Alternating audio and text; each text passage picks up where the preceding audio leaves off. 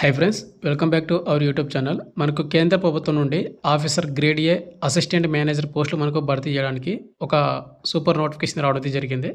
ఈ నోటిఫికేషన్కి ఎవరైతే సెలెక్ట్ అవుతారో వాళ్ళకి పర్ మంత్ మీకు శాలరీ అనేది 1,80,000 పైగా మీకు శాలరీ అయితే వస్తుందని వాళ్ళే నోటిఫికేషన్లో వాళ్ళు మెన్షన్ చేశారన్నమాట. ఎందుకంటే ఇవన్నీ కూడా ఆఫీసర్ స్థాయి పోస్టులు అనమాట. ఈ జాబ్స్ కొట్టాలంటే ఆషామాషి అయితే కాదు. అండ్ ఎవరికైతే ఇంట్రెస్ట్ క్యాండిడేట్ వాళ్ళు ఎవరుతున్నారో వాళ్ళు మాత్రమే ఈ వీడియోని చూసి ఏజ్ లిమిట్ క్వాలిఫికేషన్ అప్లై చేసుకోండి. మేల్ అండ్ ఫీమేల్ ఇద్దరు కూడా అప్లై చేసుకోవచ్చు, ఆంధ్ర అండ్ తెలంగాణ వాళ్ళు కూడా. ఈ నోటిఫికేషన్ వచ్చేసి మనకు international financial services centres authority నుంచి రావడం అయితే జరిగింది. ఇవన్నీ కూడా మనకు purely grade A assistant manager post, officer స్థాయి పోస్టులు అనమాట. పర్మనెంట్ పోస్టులు, ఎటువంటి టెంపరీ పోస్టులు అయితే కాదు.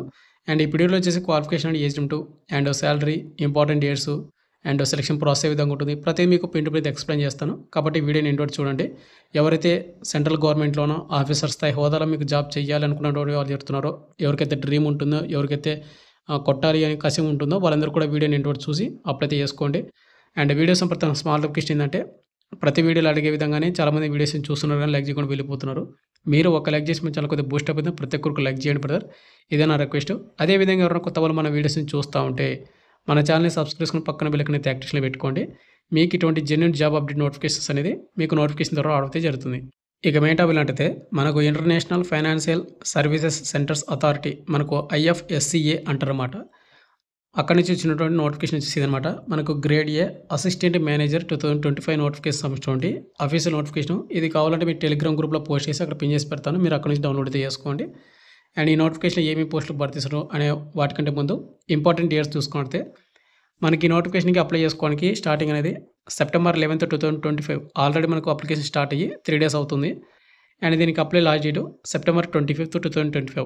ఈ నెల 25th వరకు అప్లై చేసుకునే టైం అయితే ఉందన్నమాట. అండ్ దీనికి ఎవరైతే అప్లై చేసుకుంటారో వాళ్ళకి ఆన్లైన్ ఎగ్జామ్స్ అనేది ఫేజ్ 1 ఆన్లైన్ ఎగ్జామ్ అనేది October 11 ఎగ్జామ్ అయితే కండక్ట్ చేస్తామని చెప్తున్నాడు. అండ్ ఫేజ్ 2 వచ్చేసి November 15 అండ్ ఫేజ్ 3 వచ్చేసి మనకు ఇంటర్వ్యూ అయితే ఉంటుంది. ఇది ఎవరైతే సెలెక్ట్ అవుతారో ఫేజ్ 2 అనేది వాళ్ళకు పర్సనల్గా మీకు ఈమెయిల్ అండ్ SMS ఎవరైతే పంపిస్తామని చెప్తాను అనమాట. కాబట్టి మీరు జాబ్ కొట్టాలి అంటే కనుక బాగా ప్రిపేర్ అవ్వండి బ్రదర్. ఇవి ఆషామాషి ఉద్యోగాలు అయితే కాదు, మళ్ళీ చెప్తున్నాను మీకు. అండ్ ఇక్కడ ముందుగా వచ్చేసి మనకు service conditions and pay scale మొత్తం కూడా చూసుకున్నట్టే ఇక్కడ మీరు చూసుకోండి. పే స్కేల్ వచ్చేసి మనకు అంటే బేసిక్ పే అనమాట 62,500 ఉందన్నమాట. అయితే అన్ని అలవెన్స్ కలుపుకుంటే మనకి ఏమేమి అలవెన్స్లు ఉంటాయి కన్నా ఇక్కడ మనకు grade allowance, special allowance, special grade allowance and అదేవిధంగా నేషనల్ పెన్షన్ సిస్టమ్ ఇక్కడ మనకు కొన్ని అలవెన్స్లు అయితే ఇచ్చాడు కదా. అన్ని అలవెన్స్ కలుపుకుంటే కానీ మనకు అప్రాక్సిమేట్లీ 1,80,000 పర్ మంత్ అని వాళ్ళు మెన్షన్ చేశారు. అంటే ఎవరైతే సెలెక్ట్ అవుతారో వాళ్ళకు 1,80,000 వరకు మీకు శాలరీ అయితే వస్తుందని పర్ మంత్. ఇక నెక్స్ట్ మనకు వేకెన్సీ డీటెయిల్స్ అదేవిధంగా క్వాలిఫికేషన్ చూసుకుంటే ఇక్కడ ముందుకు వచ్చేసి జనరల్ స్ట్రీమ్స్ అనమాట. ఓవరాల్ 12 పోస్టులు అయితే భర్తీ చేస్తున్నారు.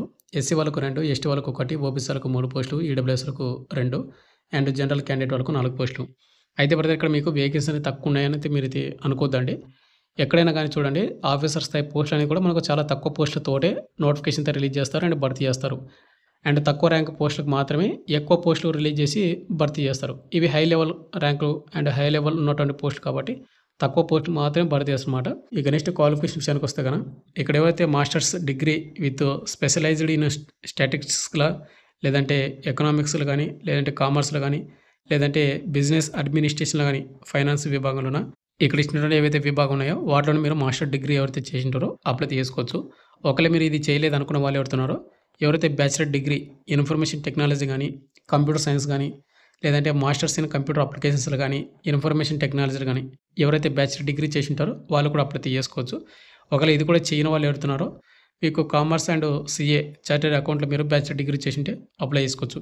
ఇది కూడా చేయలేదు అనుకున్న వాళ్ళు ఎవరైతే లా విభాగంలో మీరు బ్యాచిలర్ డిగ్రీ LLB ఎవరైనా చేసింటే కానీ అప్లై చేసుకోవచ్చు అని వాళ్ళు మెన్షన్ చేశారన్నమాట. ఇక్కడ జనరల్ స్ట్రీమ్స్ సంబంధించి వేకెన్సీకి ఇక అదేవిధంగా మనకి ఇంకొక వేరే పోస్ట్ కూడా ఉన్నాయి. ఇక్కడ ఎవరైతే లీగల్ దీనికి వచ్చేసి 4 పోస్టులు మాత్రమే. SC వాళ్ళకు 1 అండ్ అదేవిధంగా OBCలకు 1 అండ్ యువర్ క్యాండిడేట్లో 2 పోస్టులు. దీనికి వచ్చేసి లా విభాగంలో మీరు బ్యాచిలర్ డిగ్రీ అయితే కంప్లీట్ అయితే చేసుకొని ఉండాలి. ఇక నెక్స్ట్ ఇన్ఫర్మేషన్ టెక్నాలజీలో మీకు 4 పోస్టులు అయితే భర్తీ చేస్తున్నారు.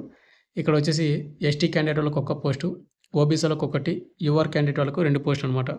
ఇక క్వాలిఫికేషన్ విషయానికి వస్తే ఇన్ఫర్మేషన్ టెక్నాలజీలో కానీ లేదంటే కంప్యూటర్ సైన్స్లో కానీ లేదంటే మాస్టర్స్ ఇన్ కంప్యూటర్స్ అప్లికేషన్స్లో కానీ లేదంటే ఇన్ఫర్మేషన్ టెక్నాలజీలో కానీ మీరు బ్యాచిలర్ డిగ్రీ అయితే కంప్లీట్ అయితే చేసుకొని ఉండాలి. ఒకరు చేసిన వాళ్ళు మాత్రమే అప్లై అయితే చేసుకోండి.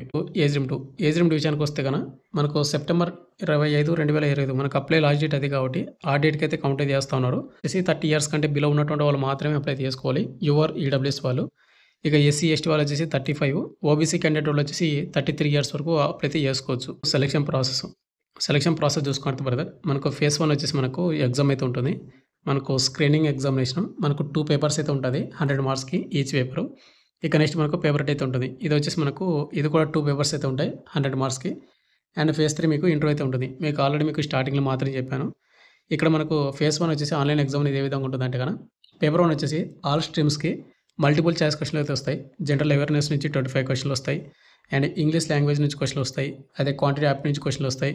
అండ్ టెస్ట్ ఆఫ్ రీజనింగ్ నుంచి కూడా క్వశ్చన్లు అయితే వస్తాయి. ప్రతి కరెక్ట్ ఆన్సర్కి 1 మార్క్ అయితే ఇవ్వడం జరుగుతుంది. ఓవర్లో 100 క్వశ్చన్లు వస్తే 100 మార్కులకు. ఇక నెక్స్ట్ మనకు ఎగ్జామ్ టైమింగ్కి 60 నిమిషాల టైమింగ్ ఇస్తారు. అండ్ మీకు 30% మీకు మార్కులు వస్తే మీరు క్వాలిఫై అవుతారు అనమాట కట్ ఆఫ్ అనేది. ఇది పేపర్ 1. ఇక నెక్స్ట్ మనకు పేపర్ 2కి వచ్చేసి ఎవరైతే లీగల్ స్ట్రీమ్ అండ్ అదేవిధంగా ఇన్ఫర్మేషన్ టెక్నాలజీ స్ట్రీమ్కి అప్లై చేసుకుంటారో వాళ్ళకు మల్టిపుల్ చాయిస్ క్వశ్చన్లు అయితే వస్తాయి అనమాట. స్పెషలైజ్డ్ సబ్జెక్టు అంటే మీరు అప్లై చేసినటువంటి సబ్జెక్ట్ ఏదో ఆ రిలేటెడ్ 100 క్వశ్చన్లు వస్తాయి. 60 నిమిషాల టైమింగ్. 40% మీకు కట్ ఆఫ్ అయితే పెట్టడం జరిగింది. అదేవిధంగా జనరల్ స్ట్రీమ్స్కి ఎవరైతే అప్లై చేసుకుంటారో వాళ్ళకు మల్టిపుల్ చాయిస్ వస్తాయన్నమాట పేపర్ 2లోన. మనకు general knowledge, current events and nation వీటి రిలేటెడ్ క్వశ్చన్ అయితే వస్తాయి. 100 క్వశ్చన్లు వస్తాయి 100 మార్కులకు. 60 నిమిషాల టైమింగ్. 40% మీకు కట్ ఆఫ్ అయితే పెట్టడం అయితే జరిగింది. ఇది పేపర్ అంటే స్టేజ్ 1 సెమిస్టర్ ఉంటుంది.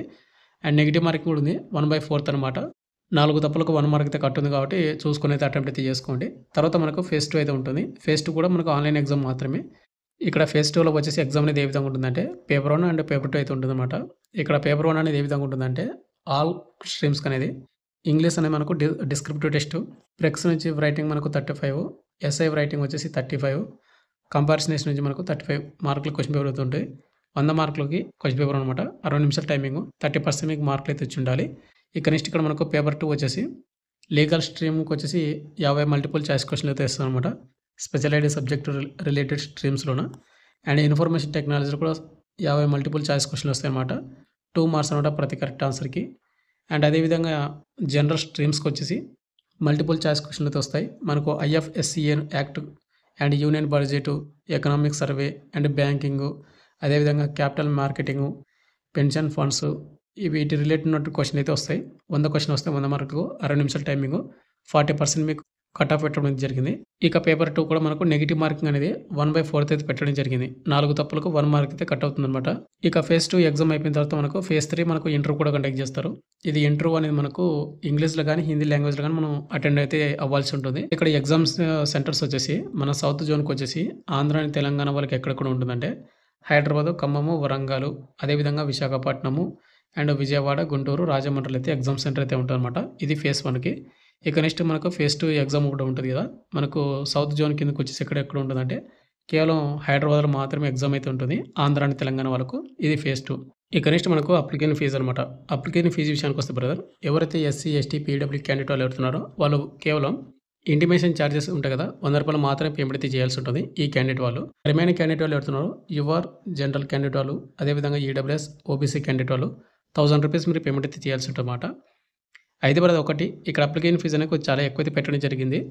ఎవరికైతే సిన్సియర్గా ప్రిపేర్ అవుతున్నారో కంపల్సరీ జాబ్ కొట్టాలి అండ్ దీనిలో నేను ఆల్రెడీ అంటే కాంపిటేటివ్ ఫీల్డ్లో ఉన్నాను అనుకున్న వాళ్ళు మాత్రం అప్లై చేసుకొని ప్రిపేర్ అవుతామండి.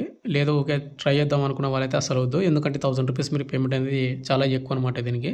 అండ్ వన్స్ మీకు జాబ్ వచ్చిందంటే కనుక కంపల్సరీ మీకు 1,80,000 మీకు పర్ మంత్ శాలరీ అయితే ఇస్తామని వాళ్ళే నోటిఫికేషన్ వాళ్ళు మెన్షన్ చేశారు. అండ్ ఇవన్నీ కూడా మనకు grade A assistant manager post. And ఇంకోటి మనకు ఎగ్జామ్ సెంటర్స్ కూడా ఆంధ్ర అండ్ తెలంగాణలో సొంత రాష్ట్రాల్లో మనకు పెట్టడం అయితే జరిగింది. మీకు కంప్లీట్ డీటెయిల్స్ చెప్పాను అనుకుంటున్నాను. మీకు ఇంకేమైనా డౌట్ కింద కామెంట్ అయితే చేయండి బ్రదర్. అండ్ మీకు నోటిఫికేషన్ కావాలంటే మన టెలిగ్రామ్ గ్రూప్లో పోస్ట్ చేసి అక్కడ పిన్ చేసి పెడతాను. Thank you.